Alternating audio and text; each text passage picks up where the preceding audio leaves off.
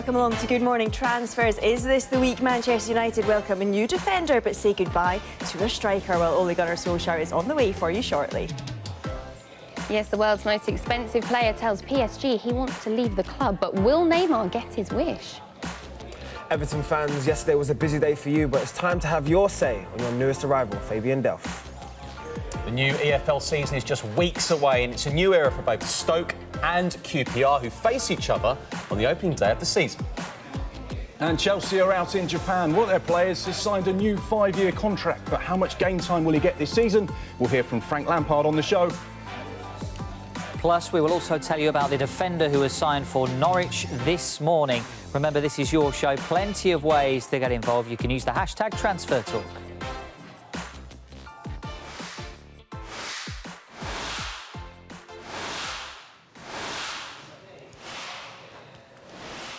So lots to get through this morning, but first of all, let's kick off with Manchester United, and there have been further developments this morning regarding the future of Romelu Lukaku. We understand a fresh offer of £60 million plus bonuses will be made by Inter Milan this week for the striker.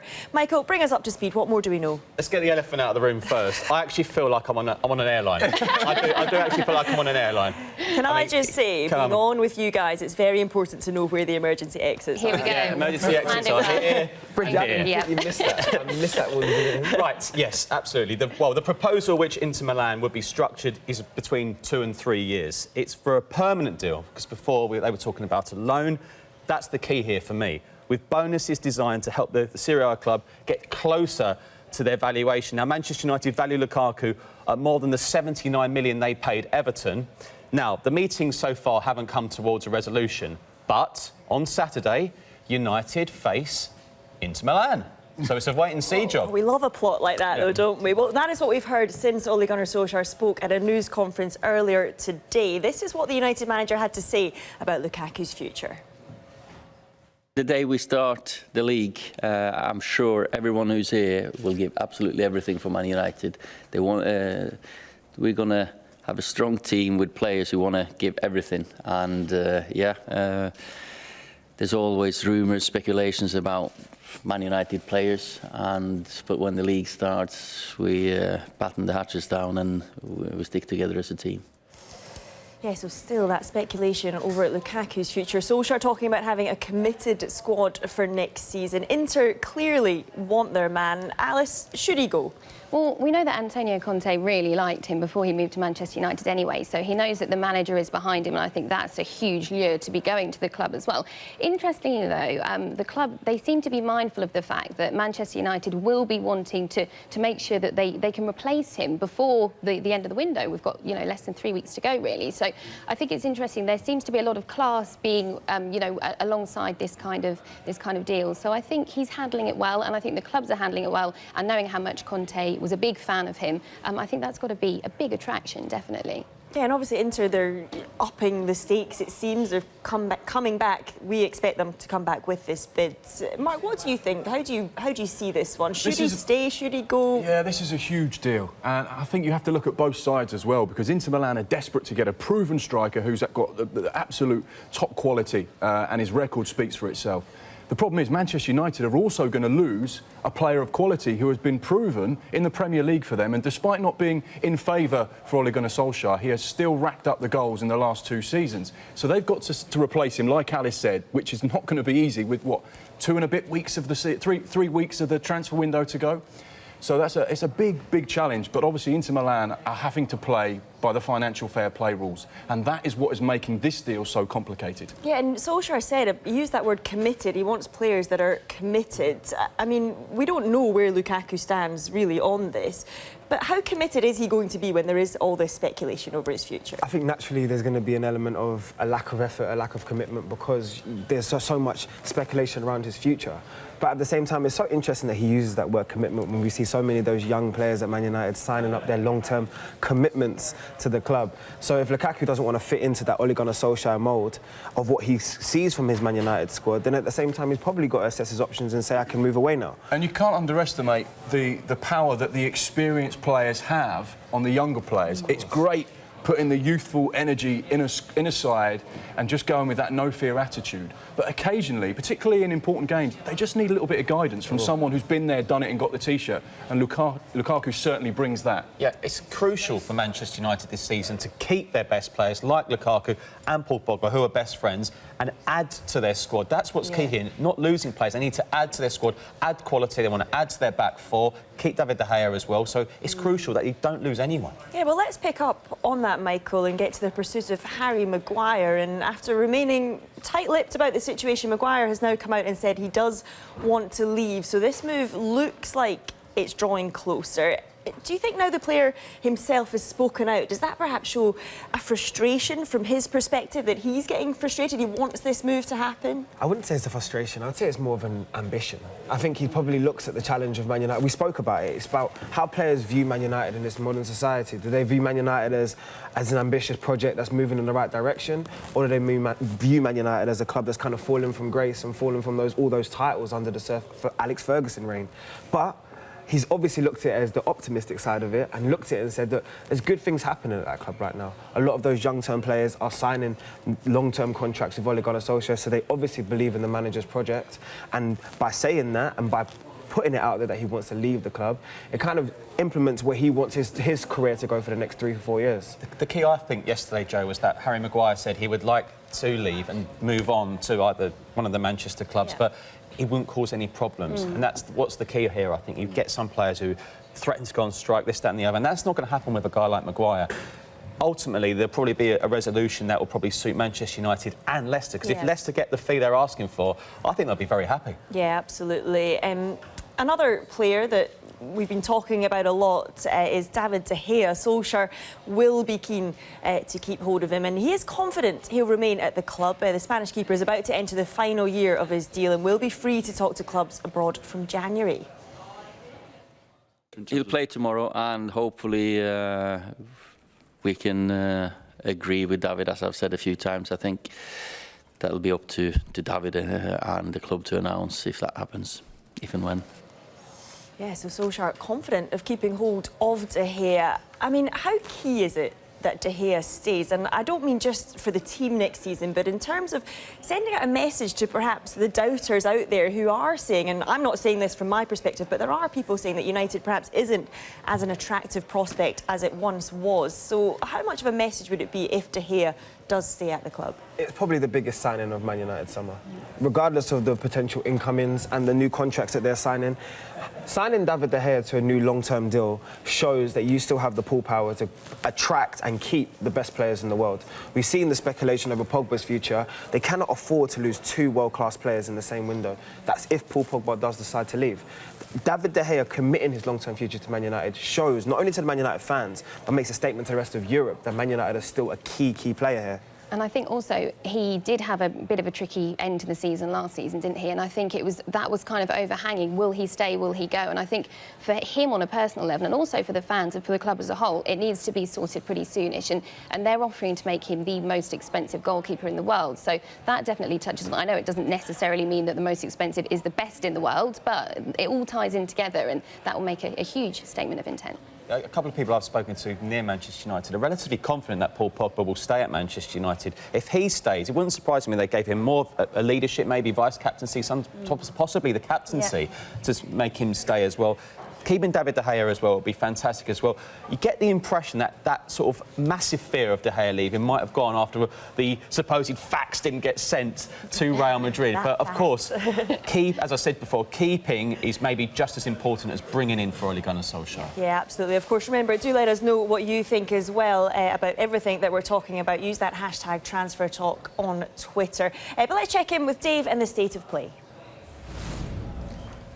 Yes, the latest on Chelsea and Callum Hudson-Odoi coming up in the next couple of minutes, but this is what is happening elsewhere today. We understand Neymar has asked to leave Paris Saint-Germain after talks with the club's sporting director, Leonardo. Neymar has not told PSG where he would like to play. The club have tried to convince the forward to change his mind. It's thought PSG would want players plus money as part of any deal. Juventus have agreed a deal with Ajax for the signing of Dutch centre-back Matthijs de Ligt, according to Sky in Italy. The 20-year-old will arrive in Turin today and will undergo a medical tomorrow in a deal worth £67.5 million. Everton have signed midfielder Fabian Delph from Manchester City. The midfielder, who joins for an undisclosed fee, has linked up with Marco Silva and his first-team squad on their training camp in Switzerland. Norwich have confirmed the signing of Sam Byram from West Ham. It's a £750,000 fee. He's their fourth signing of the summer and signs a 4-year deal. Remember, West Ham signed him for £4 million from Leeds in 2016. Dalian Yifang have agreed a deal with West Brom to sign Salomon Rondon. The Chinese Super League club are now in discussions with the Venezuela striker, and a deal with him could be agreed in the next 48 hours. Rondon is said to be keen on working with Rafa Benitez again, having played under him on loan at Newcastle last season. And Wigan have signed defender Anthony Robinson from Everton for an undisclosed fee. The 21-year-old spent last season on loan there, playing 26 times. He's now signed a 3-year deal with the Championship side. Right, let's get to Chelsea now, and they may be under a transfer ban, but some good news yesterday with Mason Mount signing a new long-term deal until 2024. Well, let's hear from Frank Lampard now. I think everybody knows that I have a keen eye for the younger players and the academy that the academy has produced, and we now have a batch of them that are fighting to get into the first team. But to be absolutely clear, they now have to make the difference. It's a road, a pathway that's given to them, and now they have to be the ones that play well enough to get into the team. I don't care about age, I just care about performance and how people train and how they play. So now with the squad, it's up to those young players to show what they can do. Yeah, so Lampard clearly wanting to give youth a chance, but also giving a clear message there about them taking their chance and stepping up. How much of an opportunity is this season ahead for some really exciting young talent to make their mark, not only at Chelsea, but on the Premier League, Mark? I think this is the most exciting time Chelsea have had for a long time. I know it's a bit of a funny situation. Everyone talks about the transfer embargo and losing Hazard and whether the young players have the quality that Chelsea need, because let's be honest, they need to be challenging for the Premier League because that's what they've done for the last 15 years. So Frank Lampard has the pressure and that's what's expected. But I am so optimistic about the young players. I think Frank will give them the opportunity, and I think this is a really, really exciting time for Chelsea. Yeah, and Mason Mount, of course, one of those young players, 20 years old. He joined the club when he was 6, I think. Worked under Lampard at Derby on loan last season. I guess you fully expect him to step up then. Yeah, this is the one player at Chelsea that I'm really excited about. I know Tammy Abraham will be there in the headlines because of the goals that he's got. But Mason Mount, when you look at the quality he had for Derby last year, he was absolutely superb. And it's a real fairy tale story as well, isn't it? 6 years old, he joins the club. He signs a new 5-year contract, which keeps him at the bridge until 2024. He was under the guidance of Frank Lampard at Derby last year. And I think this will be the surprise player in the Premier League for Chelsea this season. And I tell you why. I think Frank Lampard sees Mason Mount as a young Frank Lampard. Wow. I think he has that quality. He's box-to-box player. He can play. He can score from distance. He's intelligent. He's quick. He's clever. He brings all of those qualities that Frank Lampard has had as a player, and I think Mason Mount is exactly the same, and I think that's why Frank will give him the chance. Yeah. He gets it. He gets it. You see it. The vision, the Lampard vision of what he wants to mould in terms of what he sees in Mason Mount. I mean, having the opportunity to work with him at Derby, he would have been impressed by how being so young and so collected and being able to be so effective on the game. But then to bring him into a Chelsea team, if I was a Chelsea fan right now, I mean, you have to be so excited. Seeing Ruben Loftus-Cheek commit his long-term future, Callum Hudson-Odoi, I know the future of him is still a question mark, but at the same time, if he's watching all these other young players that he would have grown up with, signing all of those long-term deals, you've got to be excited, as well as having one of the most exciting managers in the world managing you at this moment. And the thing about Mason Mount as well, he's won 2 FA Youth Cups. Yeah. And you can't take away from a young lad that's won 2 major trophies. Knowing how to win, the winning mentality, he's got that, and he brings that straight into that Chelsea dressing room.